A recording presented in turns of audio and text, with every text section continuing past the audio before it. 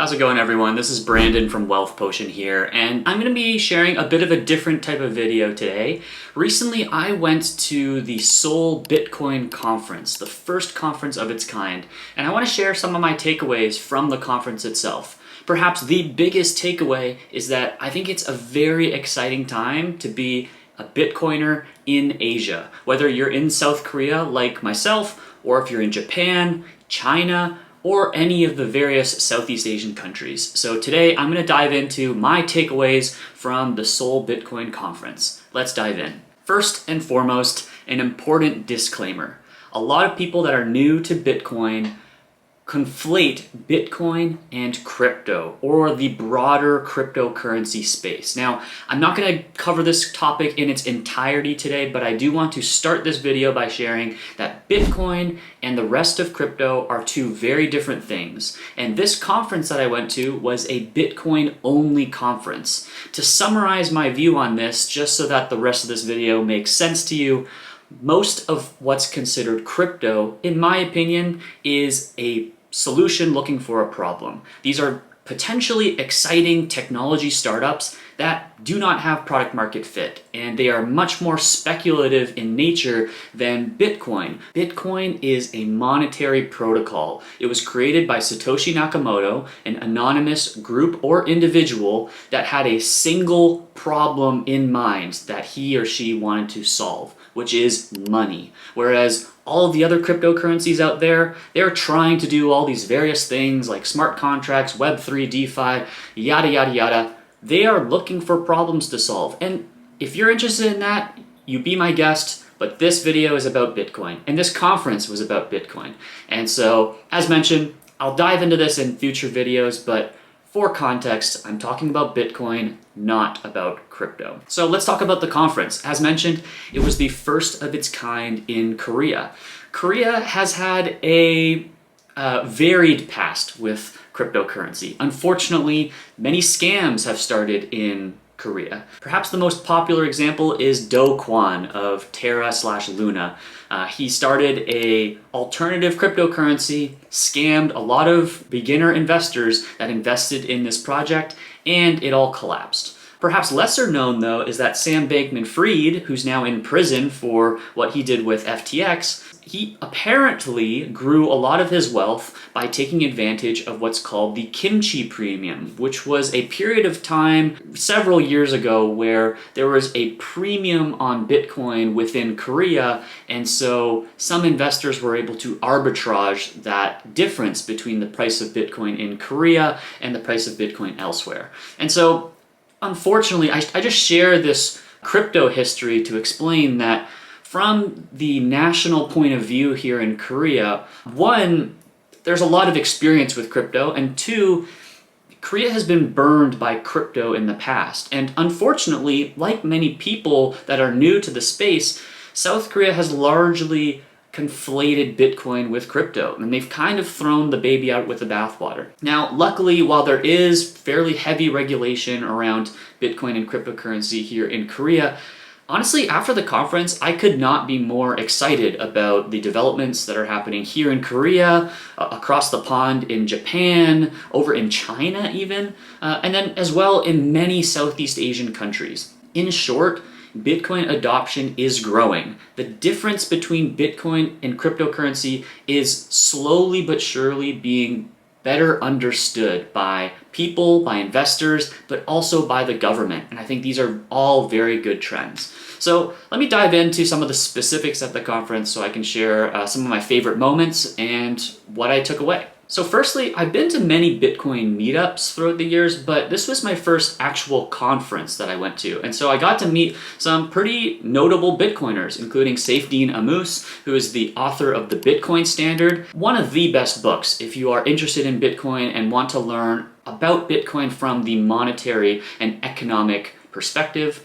I also met Jimmy Song, who is a fairly notable Bitcoin core developer. I'm not sure if he's still active in development, but he was one of the first Bitcoin core developers. He wrote some very fundamental books around how to understand Bitcoin development, and he's just a very well-known name in the space, and he also happens to be Korean, and so he had a very unique perspective, and I could tell that from his talks and from my experience just chatting with him during the breaks that he has a very personal connection to Korea and the Bitcoin ecosystem. And he was very optimistic and very happy to see Bitcoin starting to flourish in his home country. I also got to meet Stephan Livera, who's one of the OG Bitcoin podcasters in the space, who's done a great job of educating people around Bitcoin to understand both the technical aspects of Bitcoin, but also the economic and monetary sides of Bitcoin.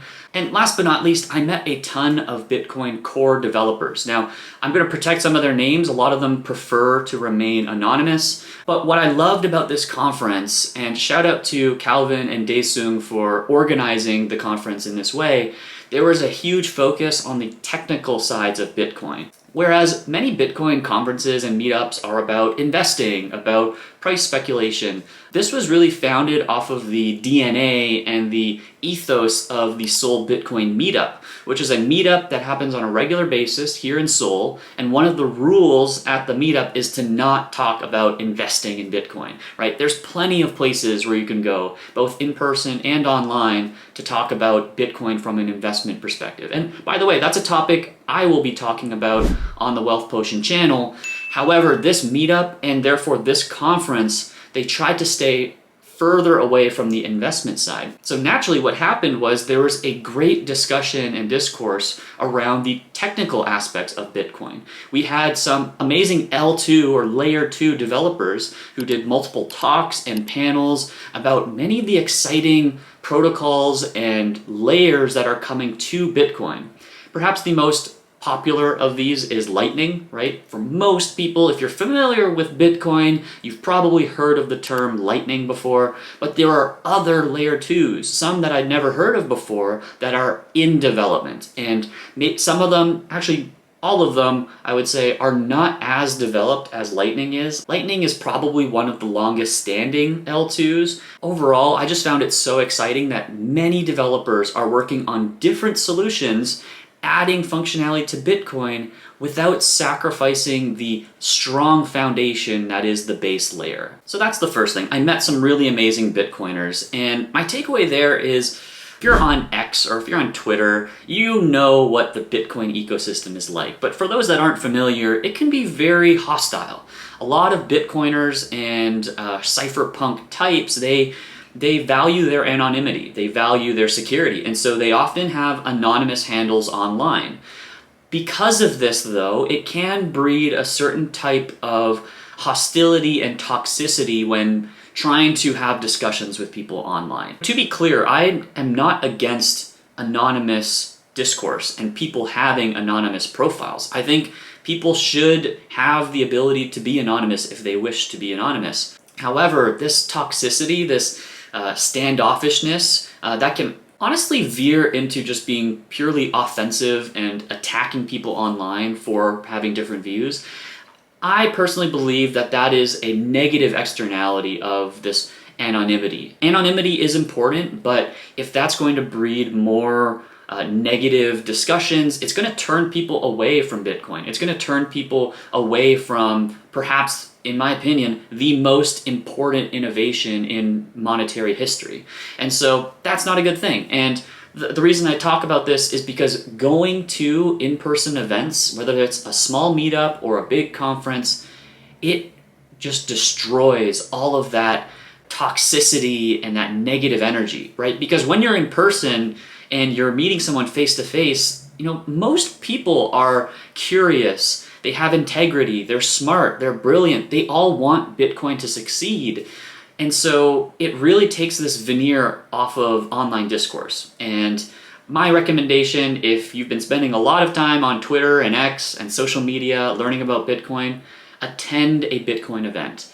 Go to a meetup, go to a conference, and it will change your view, not just on Bitcoin, but on Bitcoiners and the community overall. And hopefully you'll conduct yourself a little bit more positively online as a result. So that was the first takeaway. But as mentioned at the beginning of this video, I want to touch on what I think was my biggest takeaway from the event, which is that the future for Bitcoin in Asia specifically is incredibly exciting. As mentioned, there is a varied past here in South Korea, and unfortunately that is also the case for many Asian countries.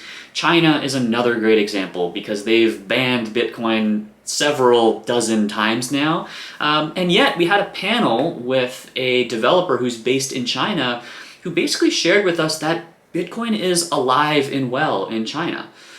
In South Korea as well, I mean, just the fact that this conference was going on at all and it's Bitcoin only is a huge testament to the fact that Bitcoin is a growing and interesting topic to South Koreans. Now, to be clear, the conference itself had maybe 100 to 200 attendees.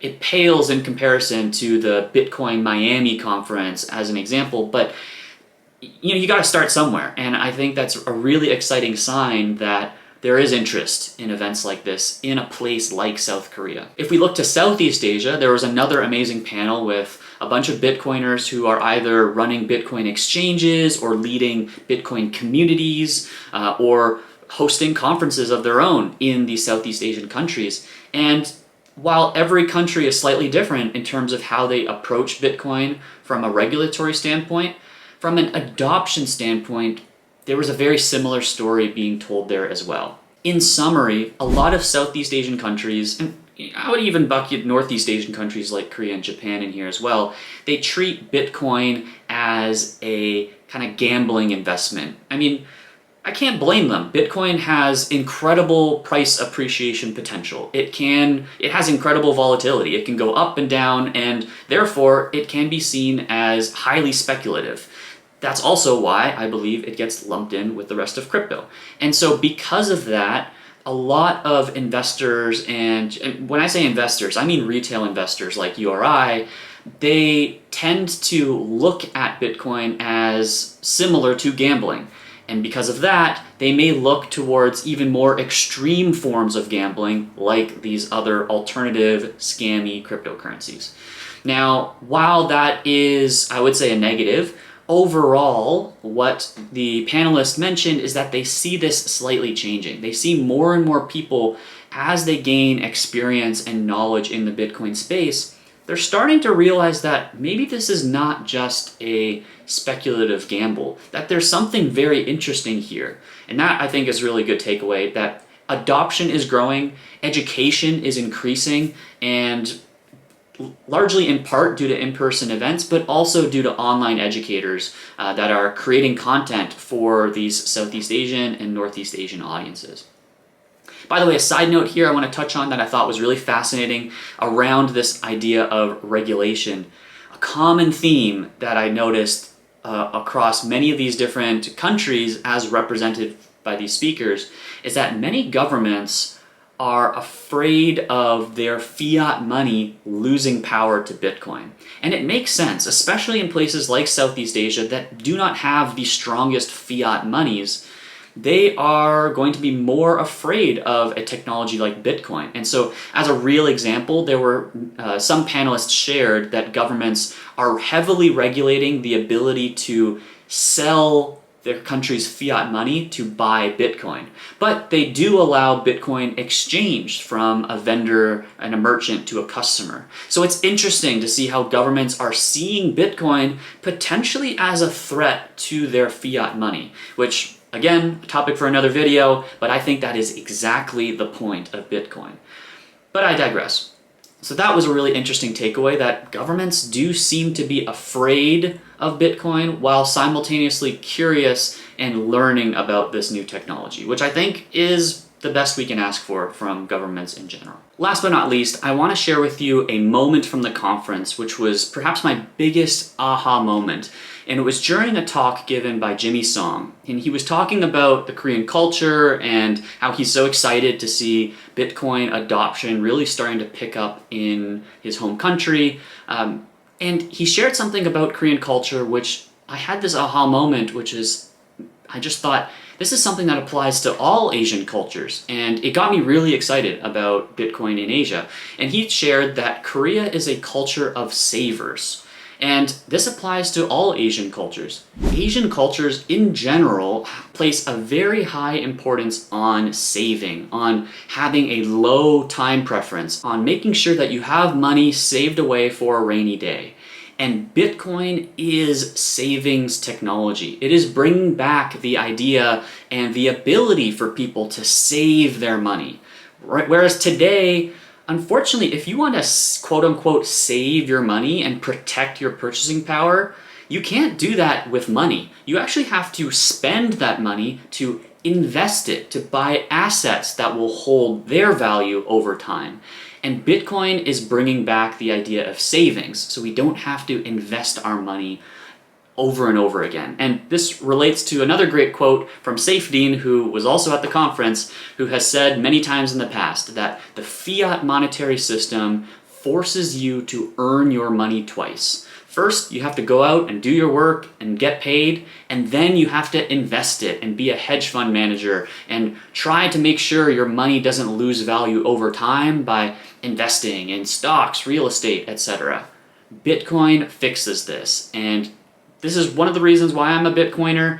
As mentioned, this channel is about protecting and growing your wealth. Bitcoin is a part of that, but I'm not only going to be talking about Bitcoin. That said, if this kind of content is interesting to you, leave a comment, let me know. At the end of the day, this content is for you. So if this content resonates with you, if you like hearing about what's happening in the Bitcoin space, let me know. I do want to cover a variety of topics and not just focus on Bitcoin, because I think it's a piece of the puzzle in understanding money and growing your wealth. But at the end of the day, if it's helpful to you, I will create content about it. So leave a comment, shoot me a message, like this video, whatever it takes. At the end of the day, I'm going to create content that helps you all build and maintain your wealth so that you can have a successful future that you'd be proud of. So that's it for today. Thanks for tuning in, and I'll see you next time.